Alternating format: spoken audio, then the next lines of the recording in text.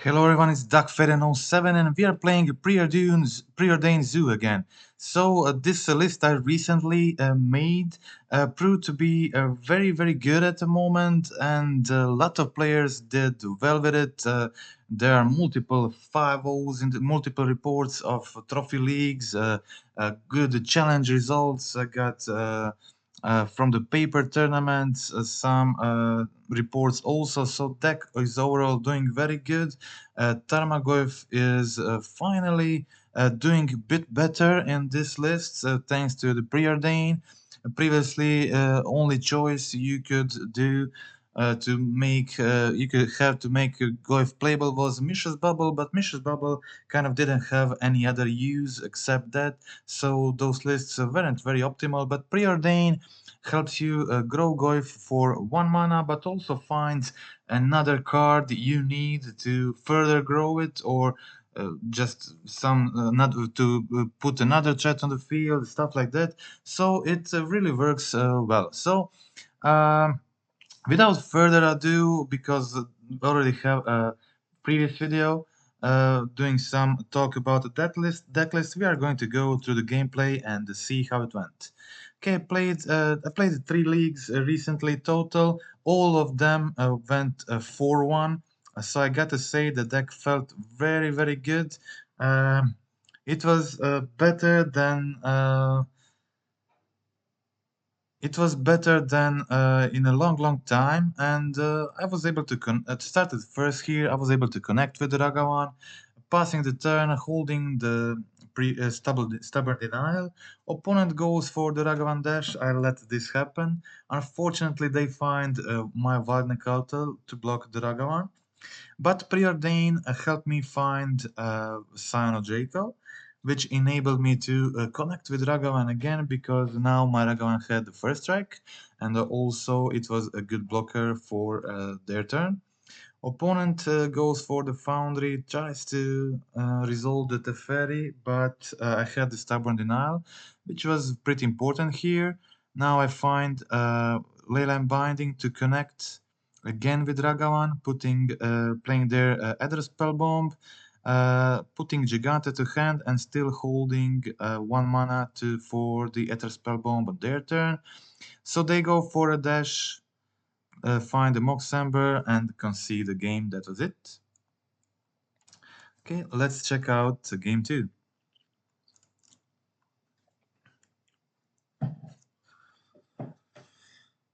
This was a one-lander, but I had a couple of preordains, so thanks to the preordains, I decided to keep it. Go for the breeding pool and play the preordain and leave the Tear Asunder on top of my deck. I expected them to maybe play Saga, so if they play Saga, I had a great turn too, and that's exactly what happened. They played the Ledger Shredder, and I had the Tear Asunder at top, so I just went for the Foundry, exile their Urza Saga, and this happened to be the crucial play of this match, because my opponent didn't have the third land, so now they weren't able to create the constructs or anything, so I was just able to binding the Shredder, play the Scion of Draco, and they skipped the land for a turn, and this means I get too far ahead and they really can't recover anymore. So had really good hands. I just played the Kavu and have basically lethal for the next turn, very close to lethal, and with the Scalding Tarn fetch, now definitely lethal. Opponent goes for the Verter, I have Stubborn Denial, and that is the game. Okay, so let's check out match 2.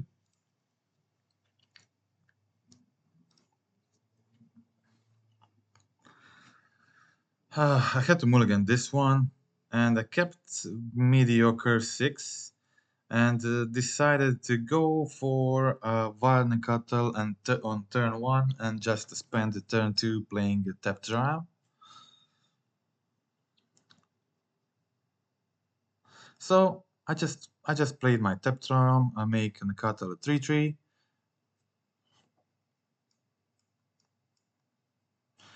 Opponent goes for the Jetmir Garden. This means Creativity. Creativity is a great matchup for this deck.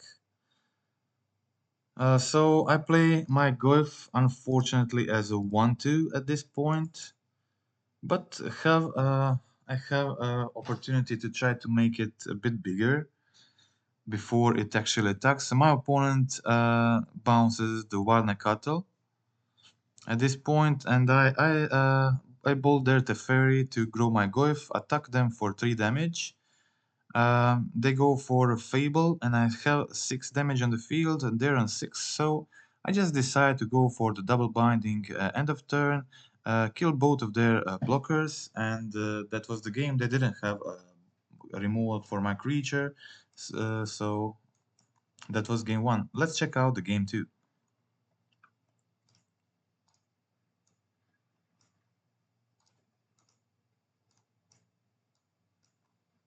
You can see that I just put in some Flusterstorms in, take out 2 Ragavans,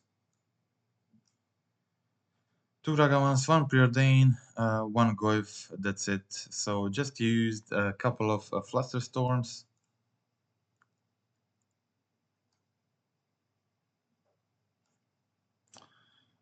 And something else, I'm not really even sure what is on the sideboard at this point. But yeah, the Flusterstorms are definitely the card you want the most. Opponent unfortunately has the Reprieve. So I had option to pass the turn, hold the bolt, but I decide even if they have the thing, I still can kill the Archon and continue to play this game. So they had to have fetch plus the creativity. So they did have it, but I was able to continue playing this game by just killing the Archon, and they didn't have anything else on the field. Yeah, so it was definitely a risky play which didn't pay out, but I was now again in a okay position. I had a cow on the field, a Flusterstorm in the hand, plus the bolt. Unfortunately, this Flusterstorms, I wasn't able to use the Flusterstorm to counter the Celestial Purge, but I still had the Goyf, so it was fine. I played the Goyf, I played my Wild Nacatl, and again passed the turn, but opponent was too high on life, and 1 Flusterstorm ended up not being enough to win this game. They also had the removal for my Wild Nacatl, which slowed down my my tempo a lot. So my opponent now has 7 lands on the field, and it became pretty obvious that they'll probably have another Archon in hand, but I just wasn't able to do anything about this. And yeah, so they untap, get another land, another Dwarf token, and hardcast another Archon from hand. So I needed to find immediate solution for this, didn't top deck it, and that was the game. So let's check out the game 3. Yeah, so the risk there by playing Territorial Kavu on the turn really didn't pay off. I mean, I still had a good hand after that, but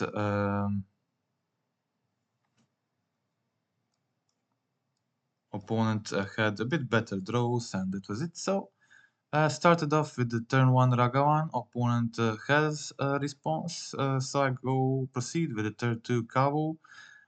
They need a binding to be able to kill the Kavu. If they don't have a binding now, they can't kill it, and that means I get to do the redraw from the Kavu, which puts me in a pretty good position. So I just go for the Zagoth Triome, attack with Triome, and do the draw discard ability. Of course, getting rid uh,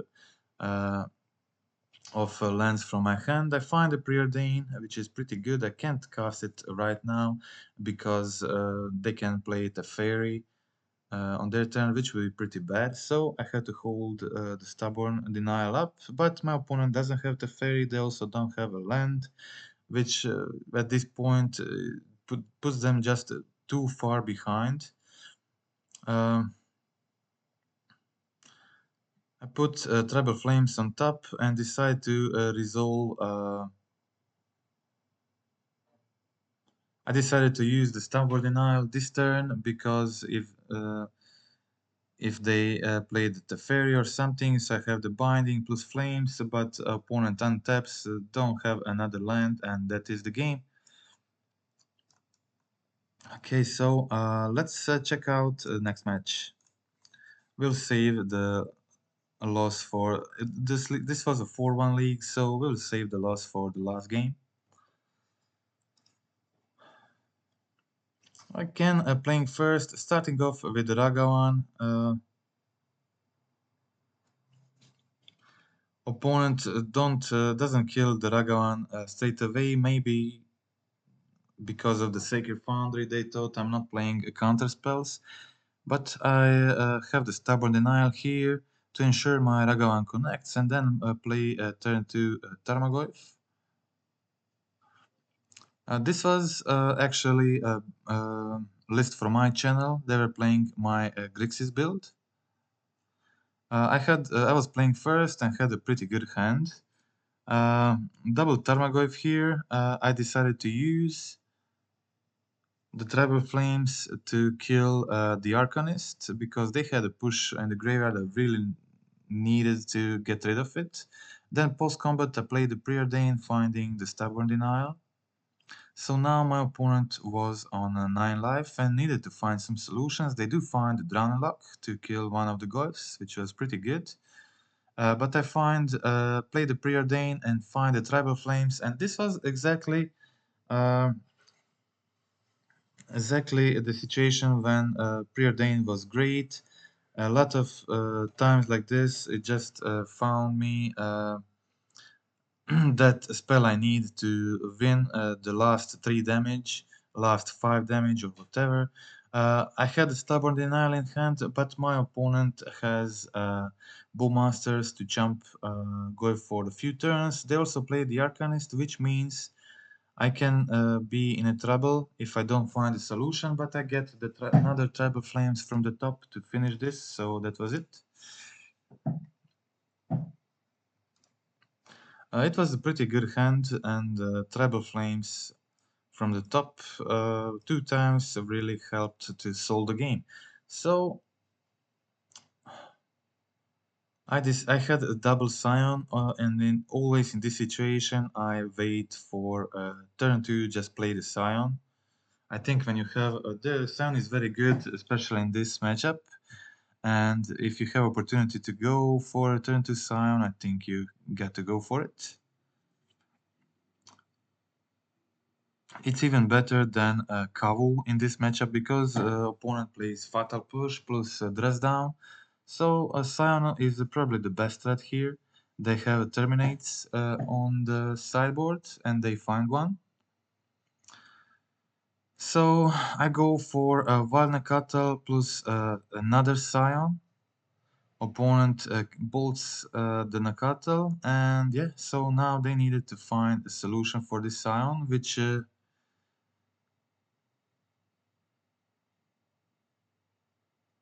I'm hoping is not that easy, but they have it. They find the Murktide, which was great to block my Scion, but I also find a second Scion, which means they can't really attack.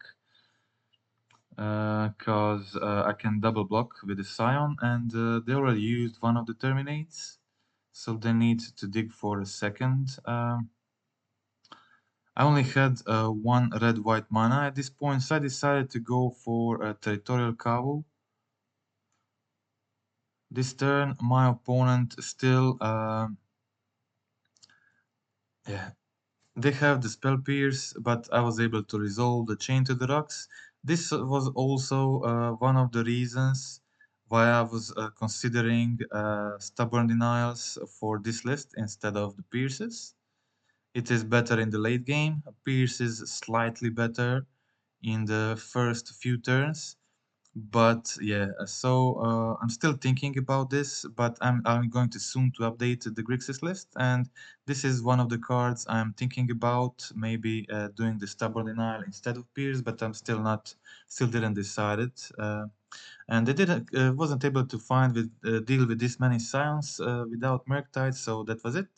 That was both games, and we can now go to the next one. Okay, this was the final win of this league.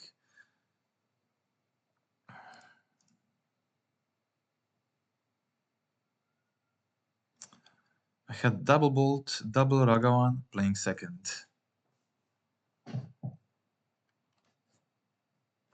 Okay, so play the Steam Vents, play the Ragavan. This can often trick your opponent into thinking you're playing the Blue-Red Murktide. So they might play some stuff differently because of it. I exile the Crashing Footfalls from the top of my opponent's library. Opponent goes for the Territorial Triome, but they skipped a land on their previous turn, so they kept pretty weird hand. So I was able to just fetch for the Triome, bolt them face, still hold the Denial, and again connect with Ragavan, which just puts me in incredibly good situation. My opponent is now on 12 life. I exile the Subtlety in case they try to Subtlety my Kavu. Yeah, they have suspended Footfalls, which will be too late for them. I go for end of turn bolt to have to go for the lethal on my turn. Attack with Territorial Kavu, do the looting. Opponent goes for the Mutavolt to block my Ragavan, and I finished them off with Tribal Flames, and that was the game. Yeah, so pretty weird keep from my opponent. A one-lander.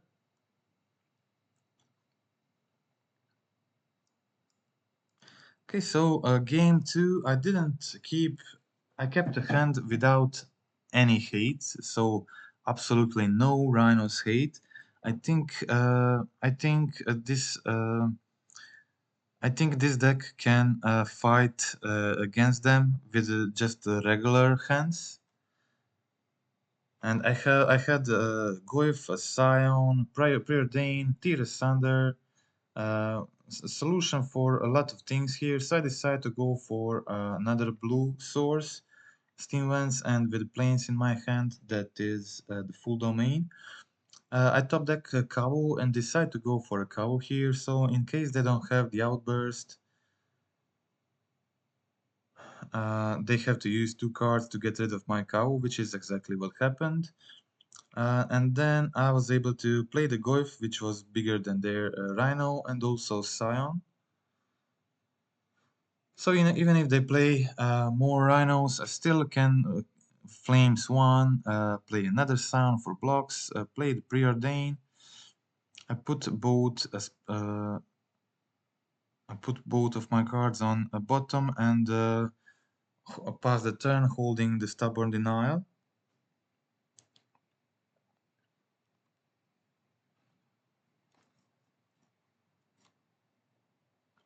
Unfortunately, opponent has the Murktide Regent, making my Goyf a 3-4, and I'm not sure why they didn't attack this turn.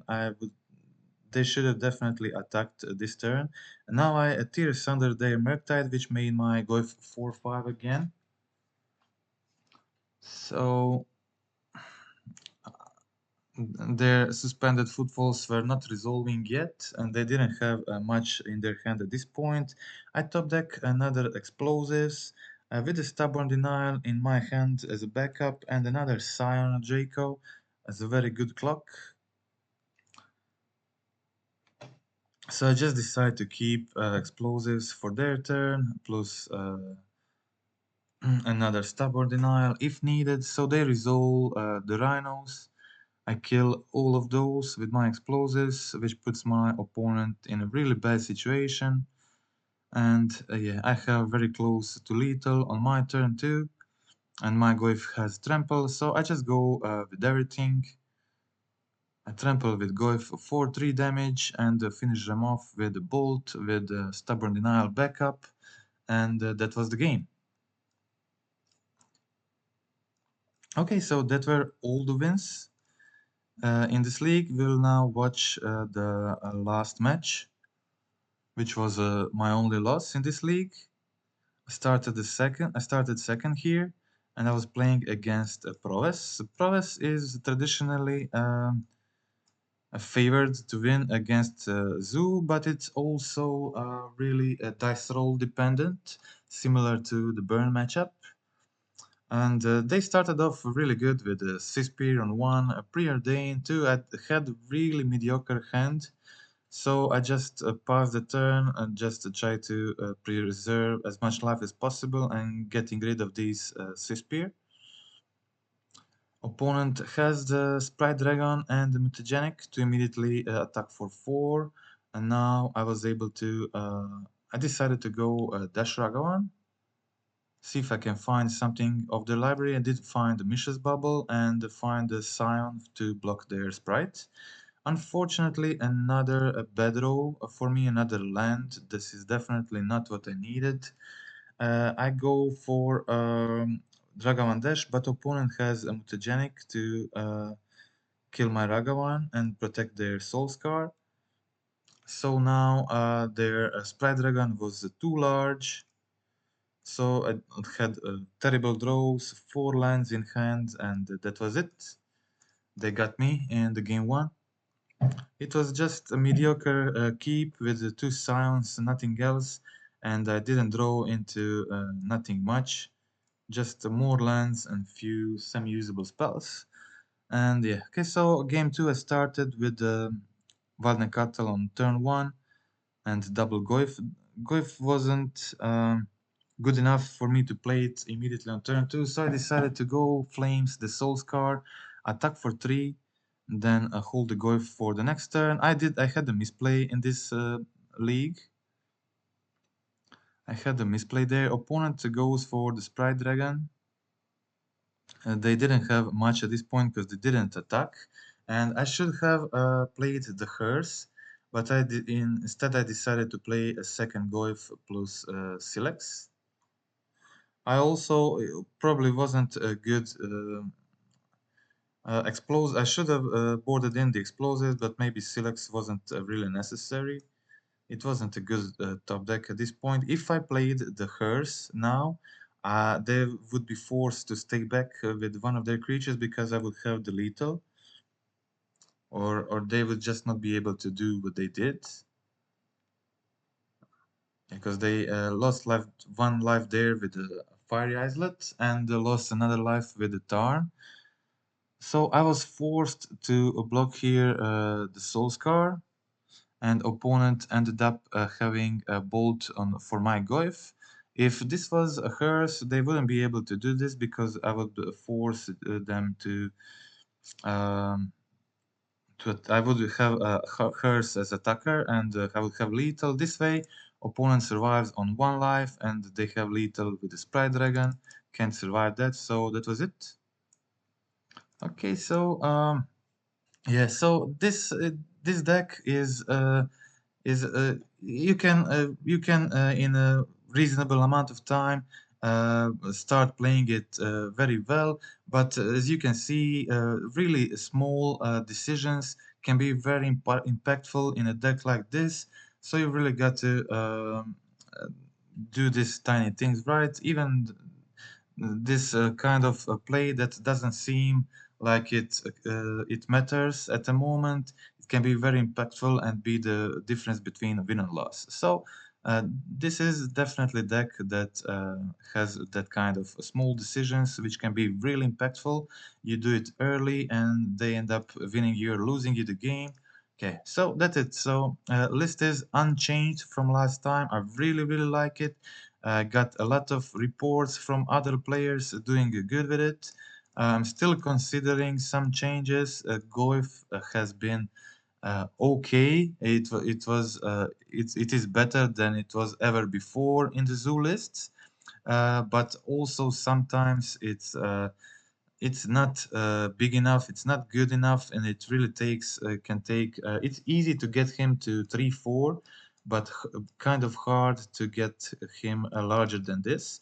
you can often use the Preordain and some instant to make him 3/4, but it's sometimes you struggle to get them to 5 power.